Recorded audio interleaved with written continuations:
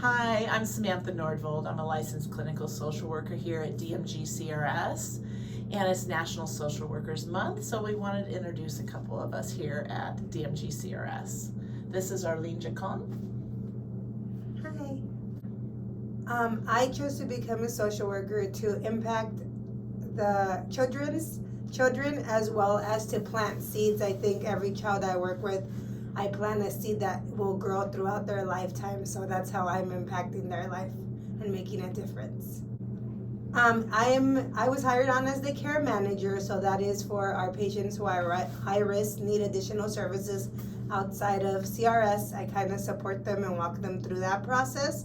I also do intakes for our behavioral health department, and I have my own patients that I do counseling with.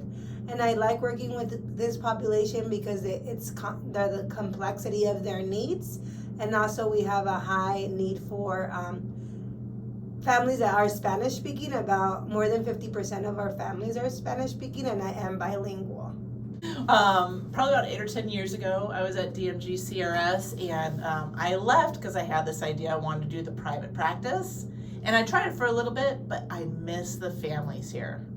They're a unique group of special medical needs, and the families are just amazing to get to know. And you'll know them for years because they'll come and go. They'll have a surgery, then they'll come back. And I specifically only do counseling. So I'm a therapist with children of all ages at DMG CRS. So I'll work with the parents, I'll work with teenagers, I'll work with little babies, elementary school age, the whole young adults. So I noticed my passion was special medical needs family, and you just couldn't get that niche that you have at DMG CRS anywhere else. I think there has been an increase that we've seen in anxiety and depression with our patients since the pandemic is coming to an end. It hasn't ended. Just that social isolation really impacted kids that are highly social. And now going back to school kind of triggered stuff, going back to normal life, but when they are still immune compromised and that kind of fear that's there. Also switching modalities that we were used to in-person sessions, so now we have a lot of telephonic sessions or virtual sessions, and how kids adjusted to that as well. Some of them did really well, some of them it wasn't for them. So just having that flexibility. I totally agree with everything you said, and something that actually came positive out of COVID, if we can try and find a little something there, something that came positive out of it is that we were advocating to sometimes have that ability to do telemed, because these kids come out of surgeries and they have medical trauma, and coming into the clinic can be really challenging after a surgery. But when COVID happened, we had to do it.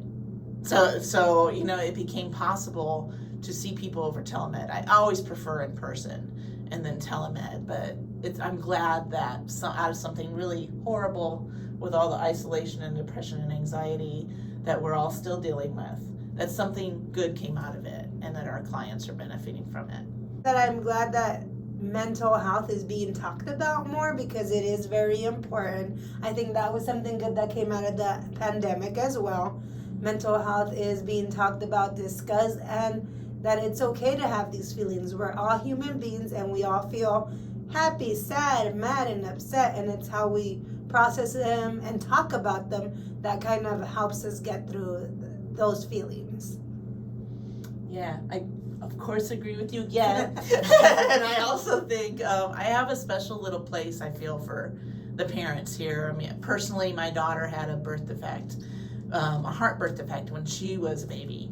And so at a small level, because I don't have anything long-term with my children like cerebral palsy, spina bifida, or any kind of neurological issues, but that experience really gave me just a small idea of what these families go through with medical appointments, the stress and she also had concussions and was home for 3 months. So we had the speech, the OT, the physical therapy, and having to work and go to school and to juggle all that. That's what our families deal with all the time.